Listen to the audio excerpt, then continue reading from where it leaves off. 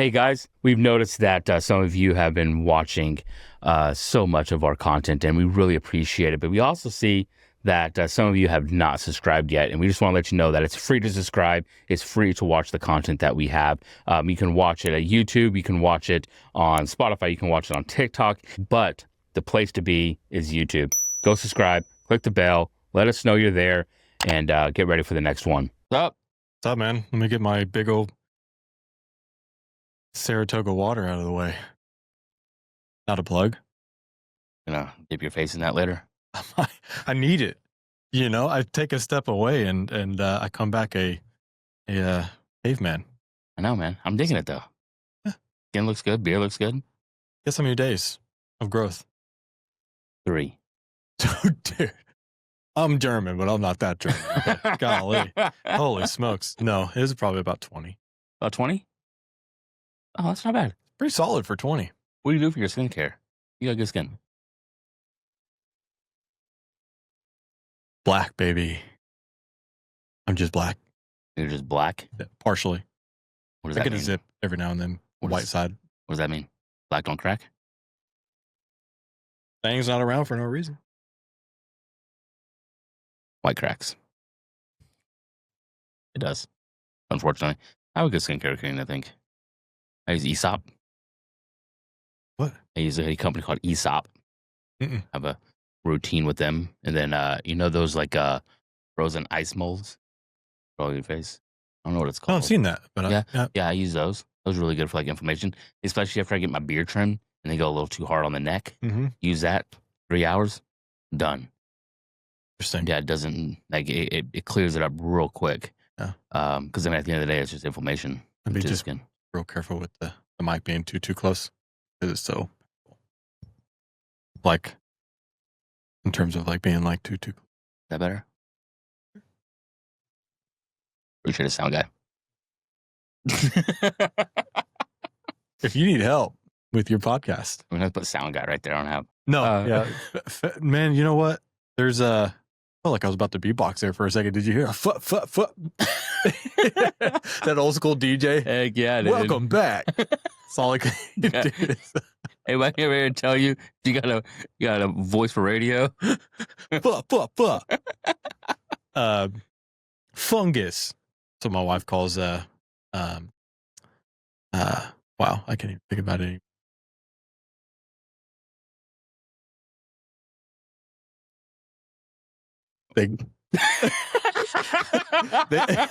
What is they grow. Yeah, this is not going well, bro. They grow in the forest. Oh, you're talking about mushrooms. Holy. Wow. Oh my gosh. Anyways, yeah, fungus. Fungus. Yeah, I mean, it is, right? I mean, truffle is too. Yeah. You know? Yeah. And so it's all fungus. Or I guess they want to just... The wealthy way I said it's fungi. I'm the fun guy. You're the F-U-N, yeah. F-U-N? Yeah. Fun guy? Fun guy. Wow, this is going fantastic. Call you blue shirt guy? From, what's the movie? Blue shirt guy. No, I don't know what I'm talking about. Blue shirt guy is from Ryan Reynolds' movie. We're going to find it afterwards, and I'm going to have Shamel put it up. Right here. Tough guy? Tough guy. No. Blue shirt. Why wait? Dude, look this up. This is going to drive me crazy. Well, we do podcasts, right? What is it? Blue shirt guy. Blue shirt guy. Ryan Reynolds.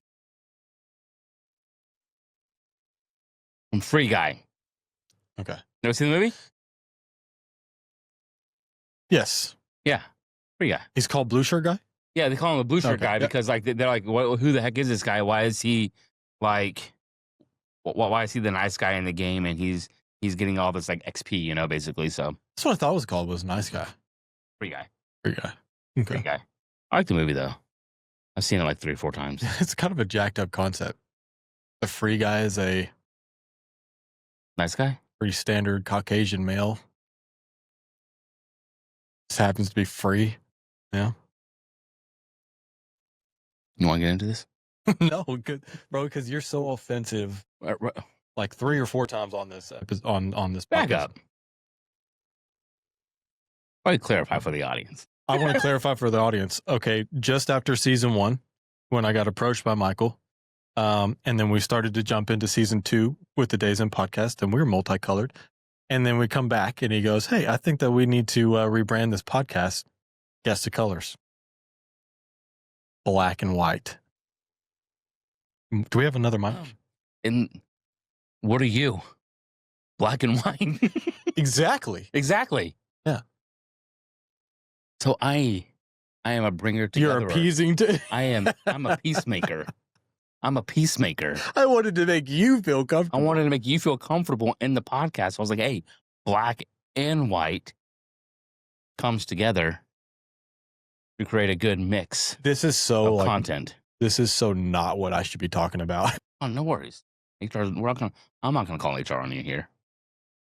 That's the crazy thing about podcasting. You don't have to call anyone about anything. It's just No. It's just Out in what the does Matthew McConaughey say?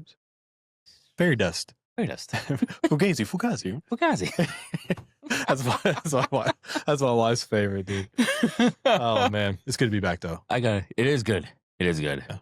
Yeah. I'm gonna have to. I gotta watch that movie again. That's a Wolf of Wall Street? Yeah, Wolf of Wall Street. And then go immediately confess your sins to the Lord. Come on now, dude. Because we're trying to be really careful about. So I had a moment the other night where everyone went to bed. Yeah. Waylon's asleep. Sarah's asleep. And then I caught myself like doom scrolling, right? Yeah. Doom scrolling, kind of somewhat. I was like being particular. I was looking up tech stuff and that sort of thing. But you go on anything, you go on social media, anywhere, Instagram, TikTok, YouTube, whatever it is. Like there's just like so much filth. It's not like a new narrative, right? Right. There's so much filth. And I was sitting there and then I scrolled upon, and this was September 22nd, and September 23rd was supposed to be the Rapture, right? It was all floating around. Did you see that? No, I didn't.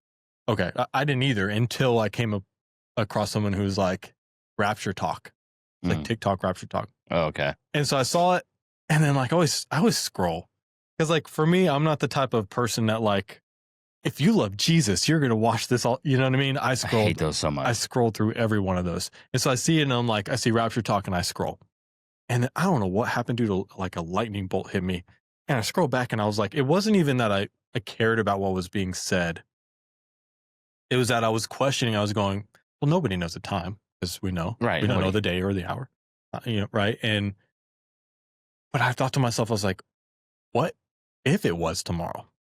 What if? Like, and I'm sitting here and I'm like absorbing even subconsciously all this filth through all these social media platforms. And that's what sucks about it, is that you have to filter through all, like filth. And then it's like, okay, there's like one thing that you get to see that you really want to see. And then it's like, even if it's not promiscuity, it could just be language. It could just be whatever the case is. Right. And I thought to myself, I was like, man, what if tomorrow was the day, was Rapture?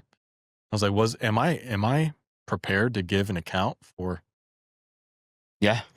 stuff I'm still doing, like right here, right now in this setting? Because I think it's beyond. I think it's obviously, we know that Jesus died for our sins, right? Mm-hmm.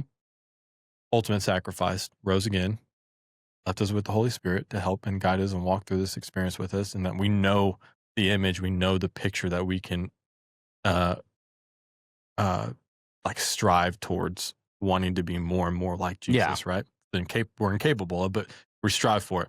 But even like doing that, like every single day, the stuff that I allow, and that's like the best word that I could give it, the stuff that I allow to have foundation in my life, in my purview, in my, the things that I think about, hear, see, speak. It's pretty filthy. Yeah. I think one thing I've gotten in the habit of doing, scrolling, is I will not interest a lot of stuff. Okay. But a lot of times algorithms don't care. Mm-hmm. right? Because the amount of time that it takes for you to stay on that video to say you're not interested can be enough for it to say you're interested, Entrapment, dude. right? What in the world? Right. Yeah. Exactly. And so you have to be pretty like, and I don't know if that's baked into an algorithm. I would hope so, right? That seems like a logical, like my tech mind goes, that's logical, right? Like, okay, it takes 5 minutes, or even if it doesn't, right? Even if I did watch it, but I said I'm not interested, there should be like a logical step to say, okay, this overrides this watch time, Mhm. right? Like it should be baked in, which probably is so, but maybe there's just so much that it takes 24, 48 hours, whatever it is, for the algorithm to reset. Because there's sometimes where I just don't see it at all, and I'm like, okay, good to go. And then one will pop through. I do the same. But like I've noticed that it's like, and even through like the studies that we're just doing at the house, and the study that I'm doing over at the village, Mhm. right? Both of those together have been massive eye opening to where we should be doing and what we should be doing, right? Like, okay, you're saying, okay, what if the rapture was tomorrow? Well, are we ready to give an account? Are you No, ever? Yeah. I don't think we're ever, Yeah, right? right? I don't think Uh, we ever are. Like, I don't, but I don't think we ever are, right? My mind immediately wants to go, but that's why there's grace, that's why there's this. But is that using grace in the wrong context? Right? Yes, we have grace, but God is very, very, very vigilant about what he says as well for the right. So although there is grace, but there's also just, right? And sometimes they clash, sometimes they don't, right? He gives justice because he is gracious, mhm. right? And that's a lot to unpack there because you're like, well, that didn't even work. Right. I think that's another podcast on all of itself. But he's telling us this to be ready, right? To understand your word, right? I've given you the armor of God, right? I've given you everything else. Because when it says one thing that have been learning, and we've just been learning in the household right now, is that when Jesus will come back and have a double-edged sword out of his mouth, right? Well, what does that mean? That's so freaking weird. Like if you just picture Jesus coming back and a double-edged sword just out, like what? Yeah, for the master of parables, it's kinda hard to decipher. Right, but what's cool about it is the double-edged sword. Well, what is the Bible? The Bible is double-edged, right? Not only does it give life and bread, right, but it's also a weapon, Mhm. right? And so that's what a double-edged sword means, right? It gives life and it's a weapon at the same time, right? And so how are we supposed to equip ourselves to do this? Memorizing verses, understanding the word, being ready at any given moment, right? And that's kind of like what you and I have talked about before a little while back now, about taking care of like your own oil, Yeah, you're all yeah, your own keeping oil, it yeah. keeping your own oil, right? Keeping it up, making sure that you and the people that are around you, AKA your family, are in, right? The family that you lead are ready, Mhm. right? It's almost the same kind of concept for a plane, right? Put your own mask on first, and then you can help others, Sure. right? And it's getting yourself, it's getting ourselves or yourself. Let's give ourselves a baseline before we even touch anything else. That's what has to happen. Yeah. Oh, man, that's like you're stepping into my world now. Confined space and safety and Yeah, you have to say yeah. yeah. And it's so important, right? Like, one thing that I have learned over the decade, a little over a decade of being a Christian, is one: I'm never ready as I think I am. I'm never as smart as I think I am. I'm never as faithful as I think I am. I'm never as I'm not I'm not I'm not a good husband as I thought I was. I'm not a good son as I think I was. Right? Like there's so much that I'm like, okay, what constitutes, like why, if I am not as I thought I was, what was the common thread between, right? I think a lot of it just was scarcity, right?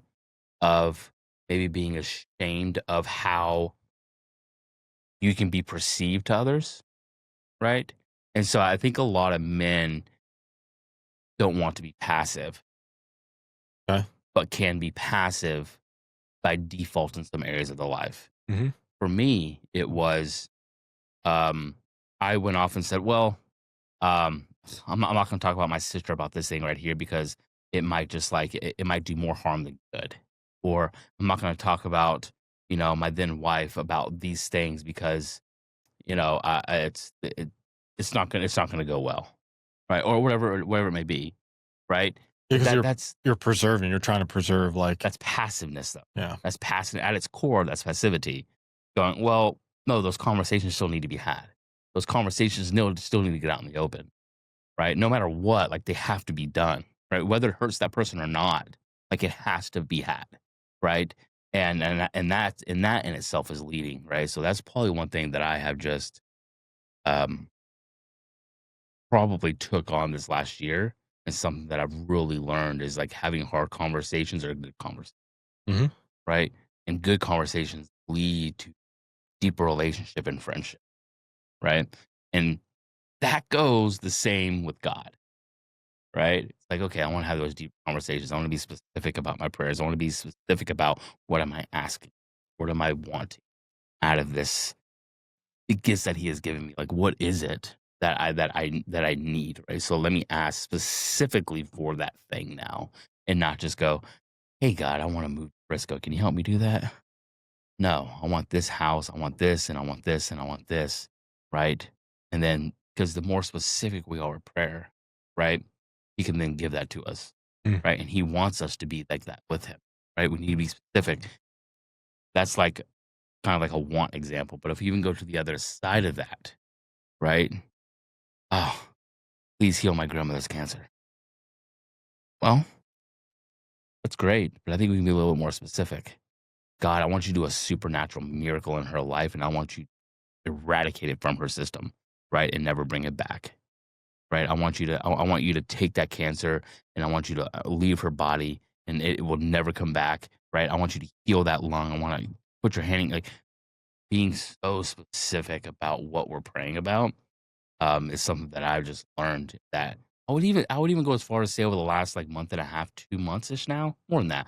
I'll say last 4 months is what I've really started to see shape come to things that I've been praying for. Um, and even those slow morning, slow evening, right? I don't have them all the time, but I have them. It was more than I was getting before. So, Yeah. Well, yeah, and his will be done, just hmm like you see Jesus and some of his final prayers before they came and took him away, well, absolutely. No, please take this from me, this cup from me, but like your will be done, Yeah.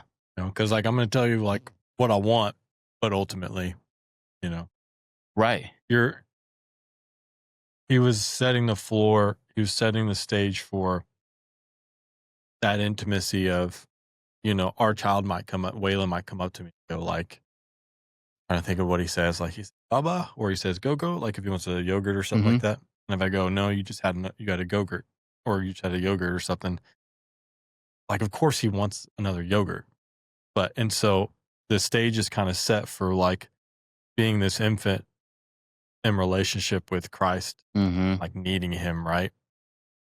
Especially passionately, like you need him for like all things, like praying without ceasing. And that's a whole nother conversation, right? But you set the stage for needing something and putting that out there. But hmm ultimately, if that answer is no, just like Yeah. Job, right? Or I don't know, maybe that's not a good representation, but Job praised even in the midst of like what he was going through, right? Right. So like setting that stage for if you don't get exactly what you want, which is the hard part, which is the confusion that we see out in many of these schools and campuses and stuff like that, of a lot of confusion and tossing around things like why would this, all this kind of stuff that we've delved into before, but hmm ultimately is because you put out what you want, and if what you want is not given or met, can't be a God, because I didn't get that. Right. I want you to eradicate this cancer, make it as if it never existed. That aunt dies, right? And hmm you're like, what the heck? There can't be a God now because he didn't give me what I wanted. So Right. it's almost like you said, double edged. Right. And I think that's a hard thing for non-believers to wrestle with, Mhm. right? And we can go full spectrum, right? We can go believers, we can go people that are in abusive relationships, we can go people that are in business that, they're 10 days away from closing the doors. We can like doesn't I mean, you can go across the entire spectrum, it doesn't matter, right? And I think the one thing that I would say is that um even if it does close, right? Even if that relationship fails, right? Even if you're not out at that moment, right? God, there's always a way out somewhere. There is a way out. Now, getting cancer into some of the things that are like kind of inevitable to you, right? That aren't something that you're like, yep, I'll take on. I'll take it on. Why not? Yeah. Right? I think those are different, and we can see supernatural things happen there, which is really cool. Even if it doesn't happen, right? Like it's okay, right? There's still a God. There's still love. There's still grace extended. There's still everything that He is, that He says He is the same. It doesn't take it away, right? And that could be a lot. It could be really hard for people to grasp. Like, oh, well, like I asked for it and it didn't happen. Well, yeah, right. But you know, you prayed 12 hours before it happened, right? Like Yeah, the- but w that's what's so important about, like, getting into the Bible, really Mhm. digesting what's actually in there, because you start to realize, like, nobody wants to lose a loved one No, naturally. I mean, you look at Charlie Kirk and the devastation of that. right. We had another podcast about it, but got scrapped because of audio technical Yep. issues, but you look at that and how that hit people so hard, Mhm. because you see now a woman with 2 children mourning the loss of their, like, significant other. Like, nobody Mhm. wants to go through that experience, but what needs to happen, and that's, like, a hard thing to grasp, but as soon as, like, you grasp it, especially for those that might not, like, believe in Christ, once you grasp that the bigger picture is what you want, Mhm. that's like, because we're beings that wanna see it in front of us, right? We don't want the mirage, we wanna be able to touch it and feel it and all that kinda stuff, but the bigger picture is always what you want. You just don't know that you want it until you're right there in the midst of it, Yeah. right? And it's Yeah. like the way that he's moving and constructing in our lives, and, like, let's say your path is this, right, to go down this direction, but you're like, "But God, I want," and you're like, "But this doesn't disappear. Your path, Mhm. your purpose, like, what he's got destined, preordained for you, like, doesn't disappear. You just push further away from it." And so as you were here, let's say maybe you were on the path, right? Starting as an infant, and then we all kind of start to make decisions. And that path is going this direction, you're kind of going Mhm. this. So to get back over here to where your path is, it seems to widen out. It was narrow, right? And Mhm. then it seems to widen out. And so you find yourself later in years and you have an experience with Christ, and he starts to bring you back into your purpose. Well, now there's so much space to cover Yeah. because of the direction that I want. And so you start to work through things that you're like, man, I didn't want to work through that. Oh, I didn't want to forgive Yep. this person. Oh, I don't want all. So you went, I want to. I don't. And then you get to where your purpose is. And you're like, yeah, I always wanted this. Mhm. And it's like this, this feeling of relief. And I mean, if you could just imagine the best water, right? Mhm. Water and air combined, that feeling of walking in the fullness of like what he has for you is so refreshing. Not like Sprite refreshing, like, Yeah. it is like, how do I have energy today? I shouldn't, because, like, I'm under all this massive amount Right. of pressure, but I do because I am so weightless. That's when you start getting, like, cold chills and stuff, and Yeah. the way that and being in tune with the way that the spirit is moving, and then you start to realize, "Man, I'm experiencing this. I want so many other people to experience this," and you start to find more joy in not how your life is going. Remember, I want. You start forgetting all about that, and it starts to be, "Oh, man, look at," and you start to see the way that God's, like, instructing Mhm. other people, and you find out that in a way, that's kind of what joy is watching him work through others, and you're in proximity of that, having, relationship and fellowship with Christ as one, which is why we are all brothers and sisters in Christ, Beautifully said, man.